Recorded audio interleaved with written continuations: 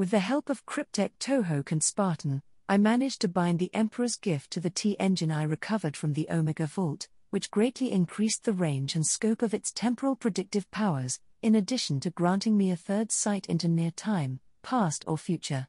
Should be nice to dodge any incoming hits, at least. Luckily I had also grown in mental powers during the use and abuse of the Tesseract time field, so seeing 3 visions at once was still bearable, if barely. It did make conversations awkward most of the time, as I could predict what people were going to say with 90% accuracy. However, the temporal vambrace also indicated the next emergence of the Blade of Infinity, somewhere near Ordexthag in the next 2 months. That gave my crusade a hard time limit to deal with the Necrons in the Orphean War, as the time-warping ship would not appear unless there was a major crisis they wanted to warn the Imperium about. Do you think your Ferric, Zunbaker, is able to block my own Tesseract, Cryptek? I asked in a worried voice. The Mother of Oblivion is very skilled at recovering our own warriors and immortals from the battlefield, and also at deploying small-size constructs like scarabs anywhere in a star system. But she couldn't block my tomb sentinels, and feared their dimensional guns, thus my mind shackles. The ancient robot declared with a proud voice. Entropic damage then? Her mind is less able to control the full might of a Tesseract? I asked, a bit more hopeful. Most of the Necrons did emerge with damaged cognitive engrams from the long sleep. Nobody knows the full might of these ancient devices. Maybe only the Catan, these cursed creatures. Tohoku muttered with a grind of metal teeth. I exchanged a glance with Spartan, then locked the dangerous Necron back into his stasis pod. Not sure if you can trust the sneaky Necron, Lancefire. Their dynasty's tomb worlds are easy enough to locate and verify, even by simple reconnaissance, but this Zunbaker robot seems a bit capable. I would advise we wait for Primarch Khan, maybe even this Adepta Tertia. My general clone said with a doubtful voice. I frowned, considering 1,000 things at once. There isn't enough time to wait for Janice, no matter what powers she may have now. I do have my own Goldfinger, Sister Stern. I explained with a glance at my new vambrace, where the Tempor Mortis word glittered gently every time the lights blinked. Then again, the Emperor himself asked you to look into this situation, and gave you the precise means to intervene at the exact time. I hope you realize this artifact is not exactly a reward. Spartan spoke in a serious voice, even rubbing his bald head to imply he was thinking very deeply. Warning received, big guy. Can you use that big brain to figure out what the ship's name means? Blade of Infinity? I asked, curious. It certainly does not mean a sharp sword, or even any kind of blade at all. It has to do with temporal splits and perhaps singularity wells, some kind of advanced science from the Golden Age. Likely a metaphor for their real purpose, and perhaps the propulsion method. The Federation did use AIs quite a lot, especially for an important temporal engine asset. The cloned Primarch inferred after a long silence. Using time as a weapon, it would possibly be an infinite edge, that could simply try again and again until it achieved their goal. The Federation would not give up, not even if the Eye of Terror opened up in their midst. I mused softly, almost regretting taking his quest from the Omega Vault. Fail again and again, yet never grow dull or chipped, you mean? There isn't anyone they could even talk to, in the Imperium. If not burned alive for heresy, they would surely be dissected for their knowledge, Spartan said in a sad voice, and proving his exceptional mental abilities once again. But luckily, my domains are far away from the Imperium proper. I think Aristotle would match their knowledge in a few millennia, I concluded with a wry smile. Luck, huh? The clone wondered with a complex look towards me. Luck is not enough, but it does offer us the opportunity to be prepared. So, we should go and end this crazy Necron girl, then prepare for this next crisis. Janice should arrive by then. I proposed with a grin. An hour later, we were already on the way to destroy the nearest tomb world, with a cyclonic torpedo primed and ready, beside a dangerous vortex warhead. As it happened, I had to use the smallest ship still capable of warpless drive, and also upgraded with the new Ares engines. Hidden under a reflex shield and flying almost blind, the Litany for the Vanquished made the perfect platform for a Deathwatch-style kill ship. I even covered the torpedo itself in a reversed construct shield, making it almost as invisible as the Litany itself, if much faster due to its low mass and Ares engines. Although a bit risky to fly without our void shields, we did have the new weave shield style to deflect most Necron Gauss weapons, plus random particles and micrometeors. As we approached the Caracal Nebula, where 2 stars had just gone nova at the same time, we finally began to match the star map provided by my cryptech, and tenderly extend my tesseract senses to confirm it was truly a Necron world. Millions of Necron flares standing dull on the surface provided the final clue. Launch. A stealth torpedo began to accelerate towards the Necron tomb, as I guided the Litany into a wide course to observe. A few hours later, a tandem warhead detonated at contact with the dead world, then again when it reached the planet's core. Crack. Scratch 1 target, 6 more to go. Spartan patted my shoulder as we continued onward. A month later, we reached the main Crown world, and nearly instantly detected 4 more tomb ships, plus a few thousands cruiser and escort vessels. I think they figured it out, we were hunting their outer worlds. This must be their entire remaining fleet, I said with a calculating voice. 1 tomb ship must be missing. 7 worlds, 7 ships, but where is the command ship? Spartan asked in a smarter voice. You think the Necron girl ran away? I wondered as my torpedo fired, and sped towards the final target. She may not even be on the Crown world. I think we just missed her. Spartan spoke in a low voice. As the Crown world exploded hours later, I captured more of the Necron Maniac fleet, without the robots. As fun as a Necron Xenos Auxilia may be, a single cryptech was enough for now. Damn Necrons were dangerous enough, without millions of them escaping the labyrinth at the worst time. Curiously, there was not any Catan shard imprisoned in this tomb, nor any fancy Necron girl. Maybe Trazyn stole her, and got himself a girlfriend. A day later, and after collecting any of the remaining Blackstone, I steered the Litany around and rushed towards Amara with a gut feeling something was wrong. Valerian should already be there, and keep an eye out with his own tesseract, but a vengeful pharaoh equipped with the best Necron artifacts would be quite deadly. If they obeyed my orders, only the Krieg regiments would have deployed on the Amara's surface, spread out in 200 separate battalions to hold a Necron advance, for long enough for the orbital weapons to burn out their attackers. Don't worry, Margos has a good head for void combat, and Primarch Khan is pretty good as well. Spartan encouraged me with a kind voice. I wasn't worried for my fleet. They had enough firepower to stop a single Necron ship, even if it was stronger than a tomb ship. I was worried someone else will fuck it up. Primarch Khan was waiting, his hand holding the dow's hilt as to better focus his mind. 4 Fury fighters patrolling the outer edge of the Amara's system had gone dark, almost tracing a straight line towards the system's sun, yet avoiding the planet itself. Was it a real attack, or a feint? The Lex mechanics and several sages inside the command room put forward a theory, deducing the attacker was a single ship, somehow disguised or invisible to their Auspex or Psyker senses. A few seconds later, a LASCOM message arrived from the Eternal Lament. Librarian Valerian Lancefire reporting. Large Necron ship, present on the other side of the sun. Take evasive action and declare battle stations. Short and to the point, and almost ordering a Primarch what to do. Already the Halo Crusade fleet was moving, accelerating towards the nearest moon while sending out fighters in a wide screen, and 3 wings of corvettes down into low orbit. Tell me more, damn Lancefire. The Primarch growled as he noticed the Lancefire ships going dark, Vox channels closing abruptly. Set condition red. Enemy attack imminent. The Primarch decided in another second, the Vox orders spreading through the Indomitus fleet, as well as the White Scars and all successor chapters. A sage to his left tried to speak, but faltered and fell on his face, leaking blood and brains through his nose and ears. "We are already under attack." He realized a bit too late.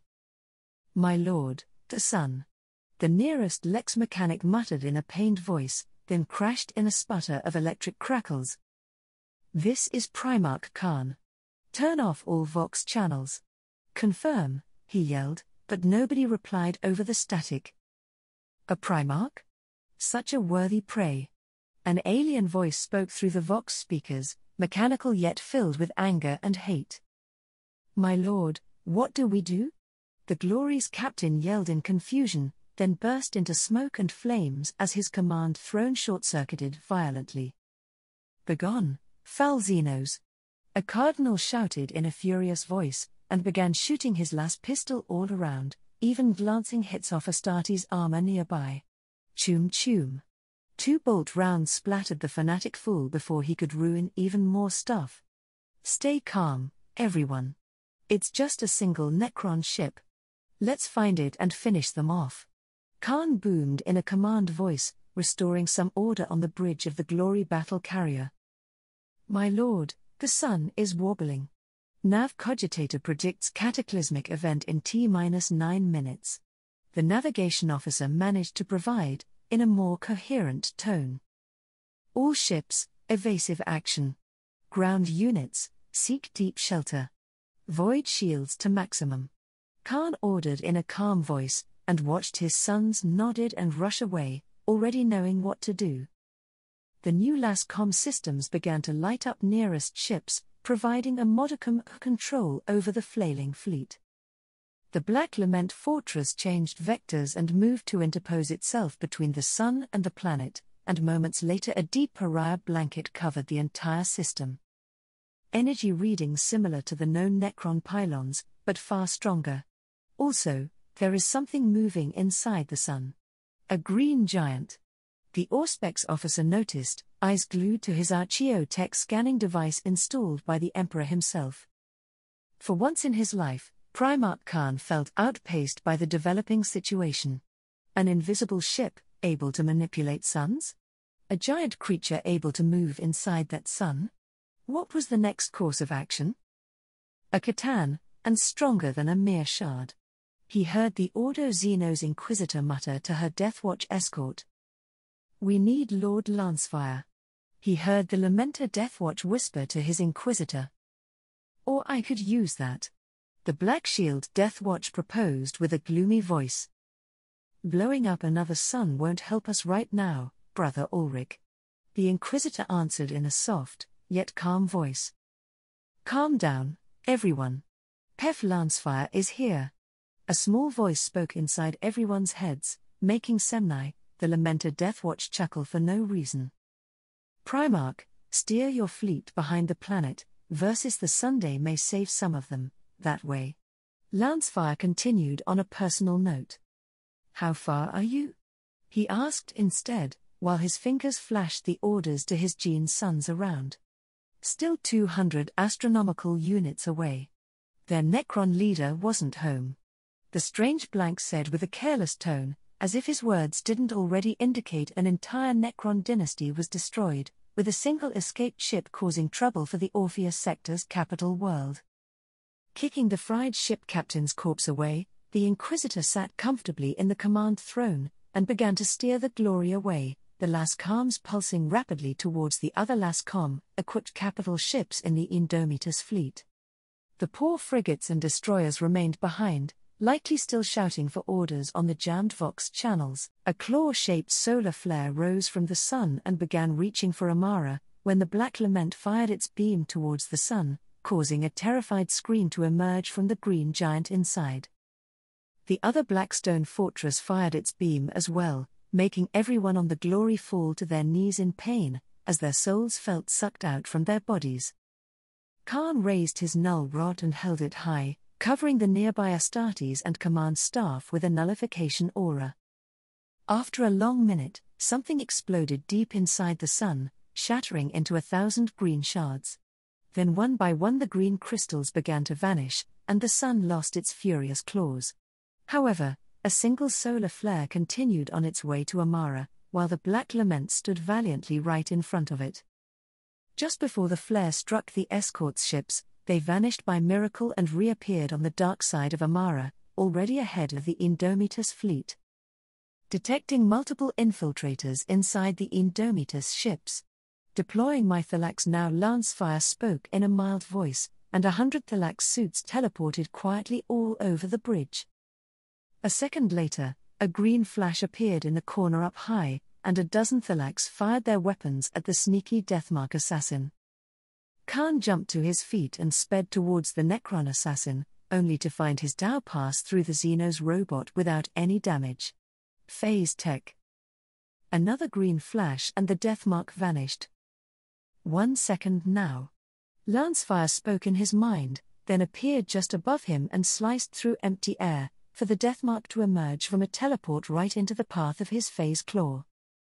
They both vanished after this, leaving behind only a Necron arm holding half of a Xenos rifle. He's got upgrades now. Deathwatch Semnai observed with a cold, but curious voice. We need to form a kill team and go after their leader. Auspex, find me a teleportarium target, Khan demanded in a harsh voice, and kicked the Necron arm away. He was almost shot in the head from above. Gritting his teeth, he placed his helmet on, and powered up the refractor shield.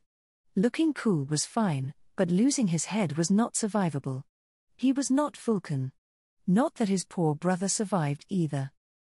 Copying their Primarch, his honor guard also placed their helmets on, and held their weapons at ready. Another Deathmark was not likely, but better to be safe. Lord Khan, there is a mass signature being lit up by the Nova cannon bombardment from the Crusade fleet. Nova shells ineffective. The Auspex officer explained and placed the readings on the main screen. Clenching his hand on the dowel, Khan nodded towards the Lex mechanic. Understood, my lord. Calculating spatial coordinates for a teleport. Without a teleport, Khan and his entire retinue got moved instantly aboard the Necron vessel, also escorted by thousands of Thalax suits already firing at invisible targets. Peeking into a side corridor, Khan noticed a large Tyrannid tyrant painted yellow, ripping apart a Necron destroyer, while a dozen Necron immortals fired their Gauss beams and gouged fist-sized holes into the Tyrannid's metal plates bolted to its chitin armor. Khan signaled his group and took another tunnel through the tomb ship. That Lamenta Auxilia tyrant wasn't very safe to go near. As the kill team advanced, more Thalax suits ran by, covered in blue shields and firing their strange weapons at certain green devices, then sliced with phase blades through invisible Necron spider and millipede-looking constructs. It was like an alien army battled another alien army, using strange weapons and finding themselves even while invisible. Large energy signature forward, my lord. It may be an engine or the bridge. A nearby White Scar captain pointed with his handheld Auspex. An instant later, a centipede robot fell from the ceiling on top of the man, and minced him to small bits, even while the kill team fired their entire bolter mags with no obvious effect. Khan entered hyperspeed and flashed forward, using his tremendous strength and the archaeotech fields imbued into the Tau to chop the alien robot into several bits. Bolters ineffective, Primarch. Think you could get us some of these new iron beamers? Captain Nogai might have been saved. A veteran sergeant asked with obvious grievance. Khan grit his teeth and pushed forward. The Mechanicus were not the friendly types to give out rare pattern weapons just because he asked. I'll need to ask Lancefire, he admitted with a complex voice.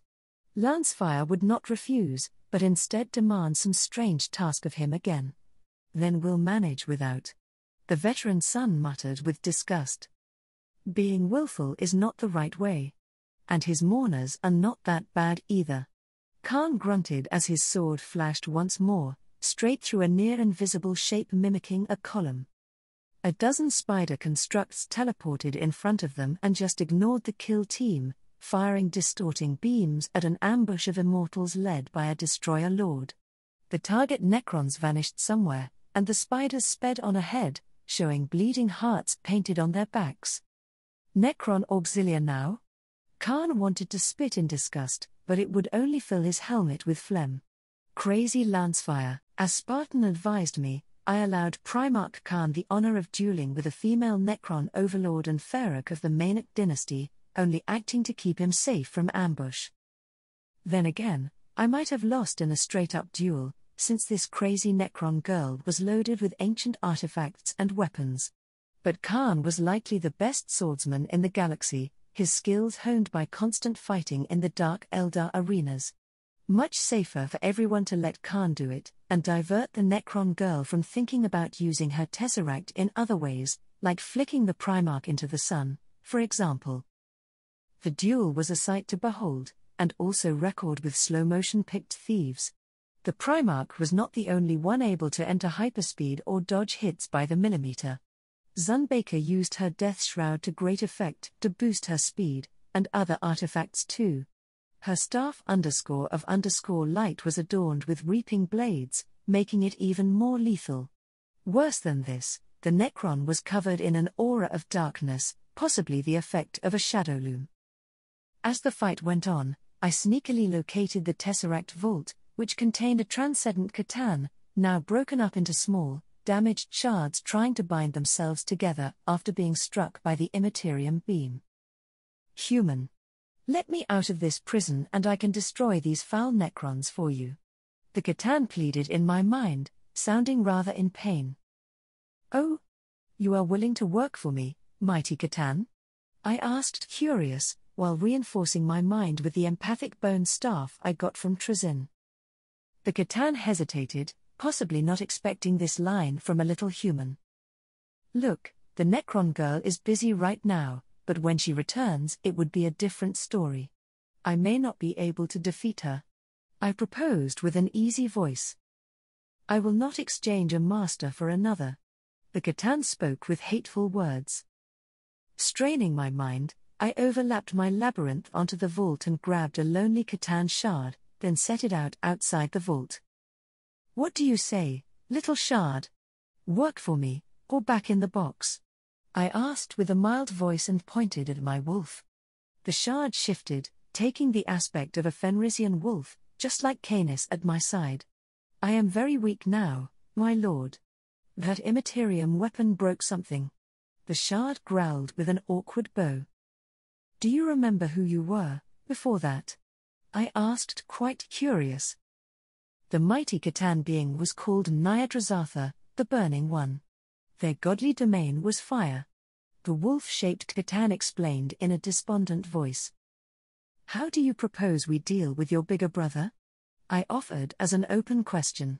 It was also a loyalty test, and we'll soon see if this Catan shard was truthful. Wrestle control over the vault from Zunbaker and use his powers as you please. The Catan shard said with a strange shrug. Or maybe the wolf shape made it strange, who knows? What? Canis wondered as he poked the new wolf shifter. Maybe like Lash, or maybe not. We'll call him Zath. I decided after a minute. As for wrestling control over the vault, that would be a bit difficult. My name is Zath? The wolf asked in wonder. I powered up my Catan claw and pointed at the vault. Spit out an interface port for the vault. And a dozen phased blades.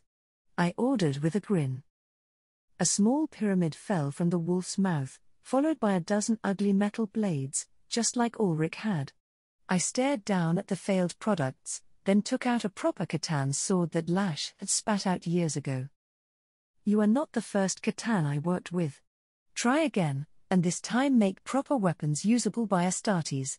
Energy blades, not whatever crap that is, I demanded in a harsher voice, powering up the lightsaber and spinning it around for the whoosh. Whoosh. It did make a nice sound, possibly slicing air atoms in half or something. Canis also powered up his phase claw and growled at the new stupid wolf.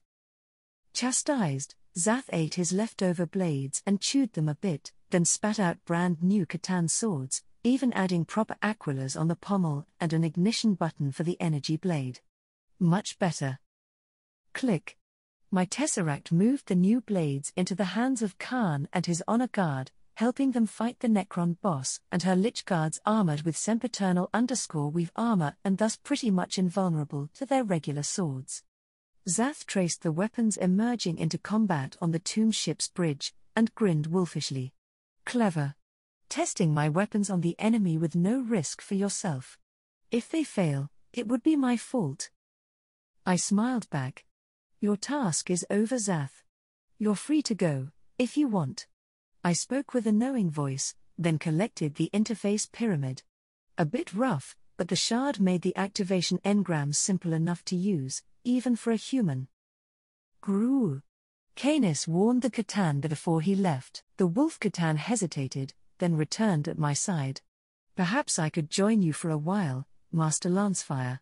Your wolf is certain I would only be captured by someone else. This extermination attack was sanctioned by a Necron overlord called Trazin. He will keep an eye out for any sparkly loot that I fail to collect. Like a Catan shard, for example. Especially a weak one like yourself, Zath. I explained politely, and began interfacing with the Tesseract Vault, just as the Duel of Fates reached its climax on the bridge. With his new Catan blade, Primarch Khan began to chip away at the Necron ruler, and her guards fell one by one to his own honor guard of white scars. Thousands of Thalax suits formed an impromptu audience, while my mourners maintained a security perimeter. Finding herself losing, the Necron ruler backed away into a corner and held out a control rod. "Come forth, Nyadrazatha," she chanted with a cruel voice. Primarch Khan tilted his helmet to the side, as nothing happened. "Come out, damn stupid Catan," she yelled in despair for the last time. Khan flashed forwards and blurred his swords into a grinder, mincing the former Necron overlord into tiny bit of metal bones and ancient circuitry. And done. Pushing my willpower to the maximum, I overrode the Necron engrams and took over the vault, finding myself in control over an Exterminatus-class weapon with no need for torpedoes or recharge. Nyadrazatha was capable of manipulating entire stars, either make them produce solar flares or even going supernova. "Was this your desired outcome, Zath?" I asked from my new pet Catan. The wolf nodded meekly. Zunbaker had to die for her deeds. Plus, all her dynasty was already cursed by the Flayer. They would have become flayed ones in a few years anyways, and they all knew it. It is why they attacked here, even at suicidal odds. I took out a low-end manifold implant and held it in my palm. "Eat this, and speak through the implant from now on. Wolves don't talk in the Imperium of Man, see?" I explained with a wry voice. "Woo," Canis demanded in a stern voice, flaring his collar shield, then lighting up his claws one by one. "I get it. I should convert some cognitive engrams to wolf behavior, as to better disguise myself from the xenophobic humans. Canis is quite smart, for a wolf." Zath muttered just as Canis slapped his head to show dominance. "Woo." Zath howled back, finally getting the point. Good enough. Canis had trained a Catan wolf before, so he was already a veteran beastmaster. Click. Click. The Khan boarding party returned to their own ship, while the command tomb ship was absconded into my tesseract for later use. I will have to repair the damaged Thalax, replace the killed pilots and run analysis on the Xeno-Auxilia effectiveness. While the main hive city of New Vasburg was protected from the solar flare by the shadow of the Black Lament, most of the day side of the Amara had been blasted into burning ruins, except for void-shielded hive cities, now under desperate attacks from the remaining Necrons, teleported by their ruler and left without a path of retreat. It was a decent training ground, however, for the entire Crusade force and even the Indomitus fleet, thousands of Imperial fighters fighting over the Amara skies with doom scythes and other Necron crafts, while deep in the hives there were millions of scabs bursting through sewer pipes to devour the local gangs and mutants hiding in perpetual darkness. Did I use the occasion to loot anything worth taking, like old relics and vaults of precious gems? A sector capital was quite rich. Setting up new Sister of Battle forts and accident most of the male clergy? I deny any such nonsense. Battle damage, pure and simple. I couldn't completely reformat the system as there was a bit much, but I helped where I could. My own forces needed some upgrades too. Plenty of work, on the way to deserted planet of Ordexthag, abandoned after being overrun by orcs. Or so it said in the cartographic database, last logged some 500 years ago. I doubted it was still deserted, or the Blade of Infinity would not come out to warn us about it. M would need to provide a better fleet deployment model, while Spartan, he did great actually. As long as the clones wore their Invictus warsuits, nobody should suspect a thing. Just another Lancefire, acting weird. Librarian Menelaus didn't even bother to scoff at the new wolf this time, possibly sighing inward at his strange father. We arrived at the border of Ordex's system with a day to spare, so I had enough time to compile a detailed map including the former forge of the Ordexthag. Unlike the Administratum records showed, the devastated and polluted world was not deserted. Instead, a fallen knight house had established here, digging through the ruins for rare weapons and valuable metal, while at their side was a group of chaos cultists digging deep in the planet's core to install some sort of demon engines. The fallen knights belonged to House Lucaris, which hailed from the nearby world of Mordor Prime. These guys plundered and raided many imperial worlds, firstly destroying their spaceports as to deny escape, then butchering the rest in agonizing manner. It was a sad story, and one almost eliminated in the range of the Pharos. What was even worse, nobody bothered to check on this world for so many years, or launch an attack on Mordor Prime for that matter. As for the Chaos Cultists, they were a dark mechanicum group called the Demon Splicers, which specialized as expected in corrupting imperial machinery and installing demons into their cores. Or inside planet cores, like now. My lord, there is already a warp tendril gathering around this planet, powered by the planet's rotation itself. These heretics may be trying to spin up a warp rift, and maybe even a warp storm. Sister Stern muttered as she expanded her wide powers to gather more intel. That would be dangerous, but not too much. Only a localized phenomenon. Librarian Menelaus offered as he clenched his new power fist, a master-crafted item made for him by our resident healer clonemaster Anzion. While regular humans could indeed receive cloned limbs and organs with some effort, the particular blank psycho genome of my librarians refused to be cloned. I knew it would not be easy, just like the Emperor himself failing to duplicate the gene code of my daughter Janice. Even the exotic methods of the Calex's temple failed often with simple natural pariahs, although our research promised some developments in inverting the soul nature of Astartes via Tyrannid synaptic links and blood. I hope to gather more knowledge before trying again, which was why we waited here patiently. The _blade_ of _infinity was predicted to appear nearby, broadcasting warning messages about some impending doom involving chaos, like they have done dozens of times before. I was a bit bored, and simply watched the chaos guys going about their business, praying to their dark gods for immortality and what not. The ritual sacrifices were quite gruesome, and made me wonder why the nutjobs preferred to use human victims, when there were hundreds of xeno species around. Surely the dark gods wouldn't care if they sacrificed some orcs or Eldar, right? Then again, humans were rather powerless, unlike, say, Tyrannids. It was cowardice, probably. Why risk their lives to acquire dangerous blood gifts, when human were plentiful and easy to capture? Waiting, a whole day passed, and the warp spin became a little visible, distorting reality around the former Forge world. Then the ancient ship appeared, screaming on 100 different channels about a spinning warp rift being launched towards Terra itself.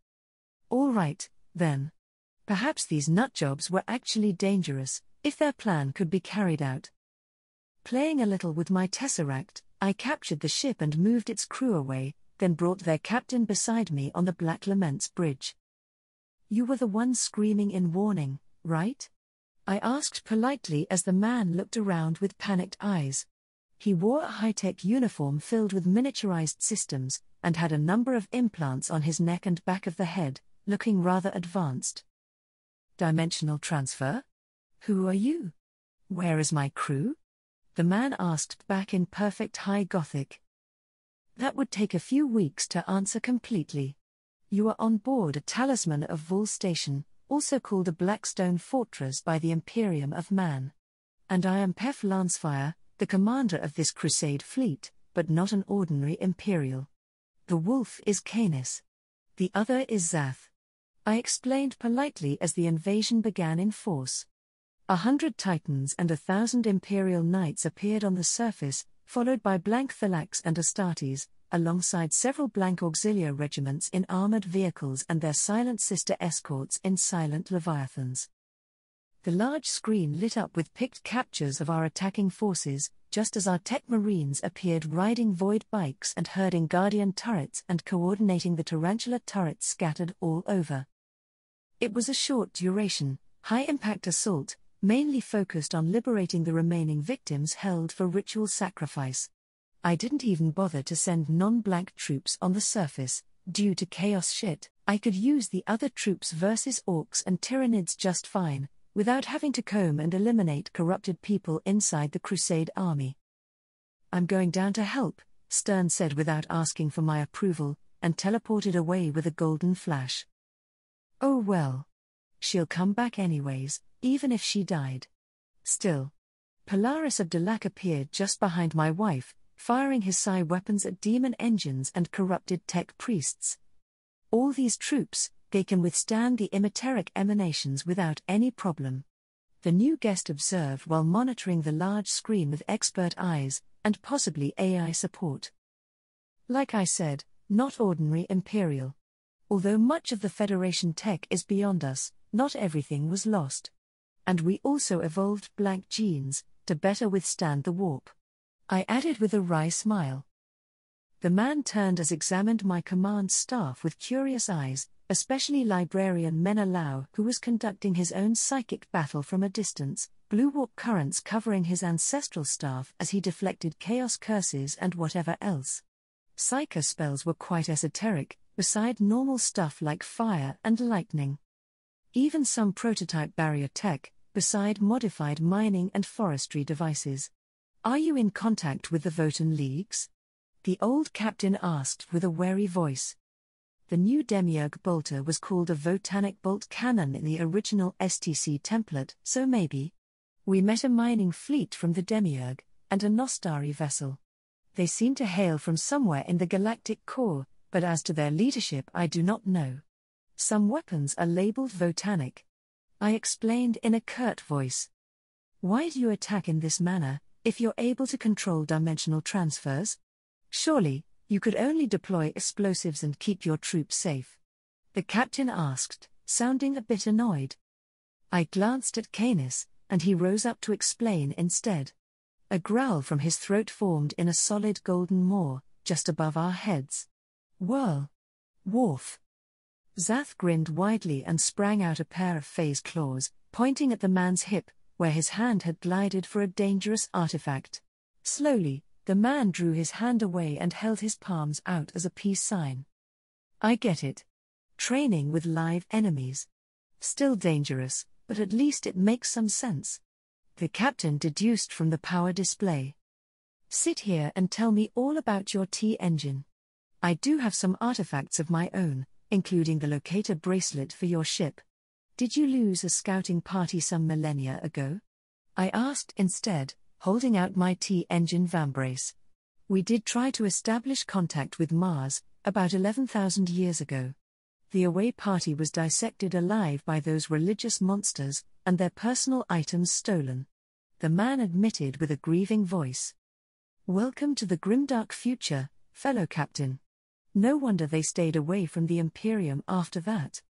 Made you wonder if the implants of this Federation party were now used as an altar for the machine god, or even reused by a greedy tech priest. You won't find refuge inside the Imperium of Man, time traveler. You're not even wearing the obligatory Imperial Aquila, which marks you as a heretic.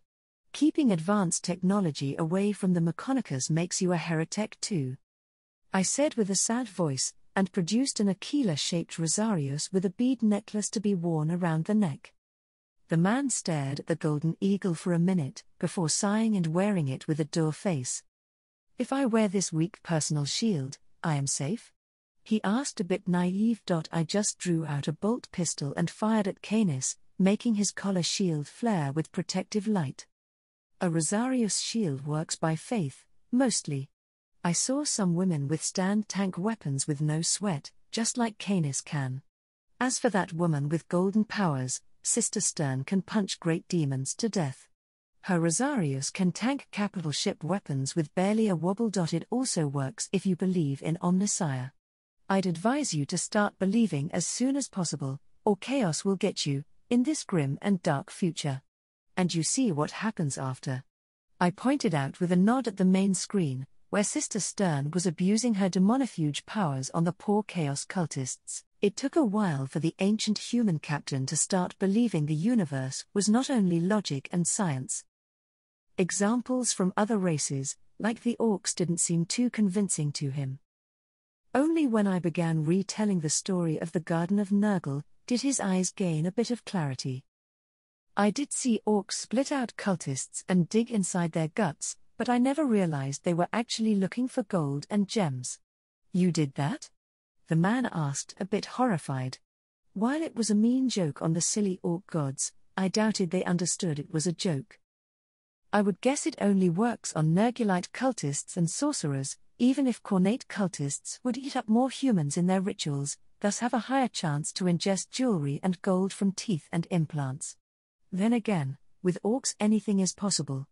Their wogfield can even make orc guns fire without ammo, so finding rare loot inside their kills wouldn't be too hard.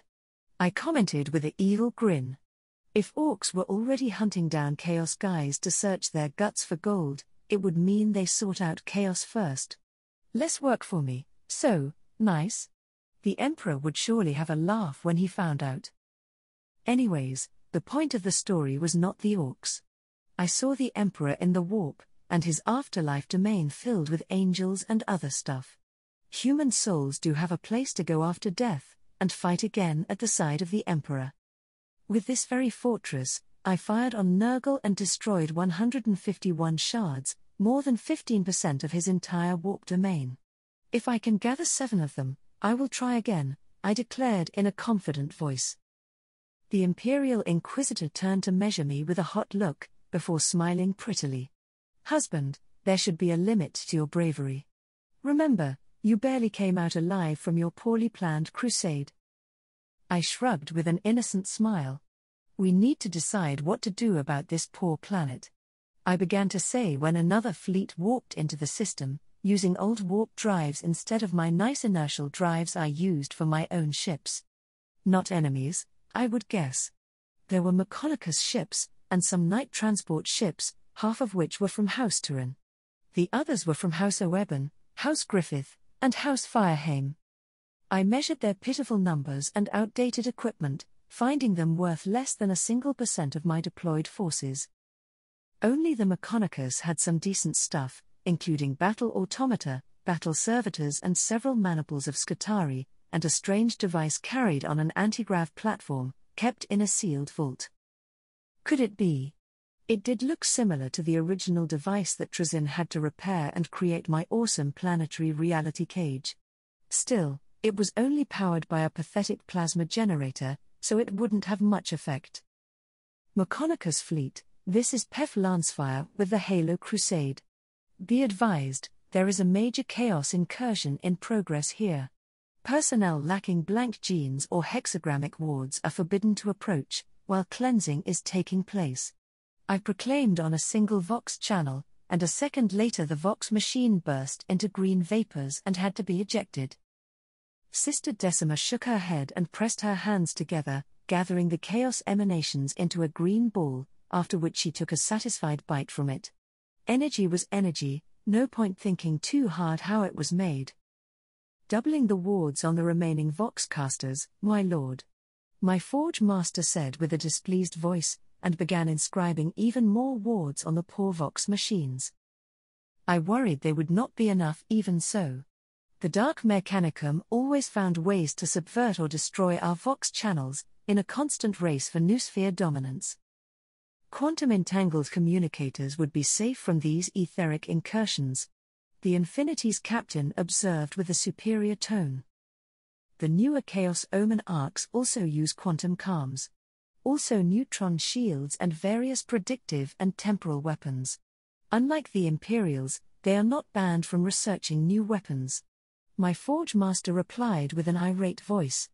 Disregarding my warning, the new fleet kept coming closer to the infested planet. Even while Sister Stern and the Silent Sisters were battling bloodthirsters and other types of demons. Click. Click. I stored the misbehaving reclamation fleet into my tesseract, and brought out their leader, alongside his special device. I think my warning was quite clear, Margus. I observed with a cold voice. What? By the might of the machine god. You have god walkers on the surface. The tech priest shouted in near outrage. Never mind my forces, Margus. Is that device a Venatoria reality cage? I asked, a bit curious. The red-robed cyborg turned towards the device, and tried to hide it behind his back. This is a Valiant _ device. My order, the teeth of the cog believed it can block the warp. Much like your own blank genes can, Lord Lancefire. He explained in a more respectful voice. Then again, there were hundreds of Thalax suits all around, plus some Astartes, Silent Sisters and 2 giant wolves. Not even a null matrix. Zath commented with an amused voice. I ignored the Catan and recalled my entire army from the surface, leaving the few surviving heretics and demons looking around in stupor. There is a warp core inside the planet. Aim to gather a warp rift and send it towards Terra. Is this why you are here, Margus? I demanded as I focused the nearest spy satellite on the shaft drilled towards the core. Blanks were human and still died sometimes, but their heads could still function as scribe skulls, or in this case orbital scribe skulls used for reconnaissance. Call it what you want, but blanks were too valuable to waste, even after death. Towards Terra and Holy Mars? This absolutely requires the harshest sanction, Lord Lancefire. The Margus spoke with a determined voice, and stepped beside his device in a clear offer. I smiled sadly, and gestured towards my other guest to take a look. Like I would use a dubious Mechanicus device they didn't even know how it worked.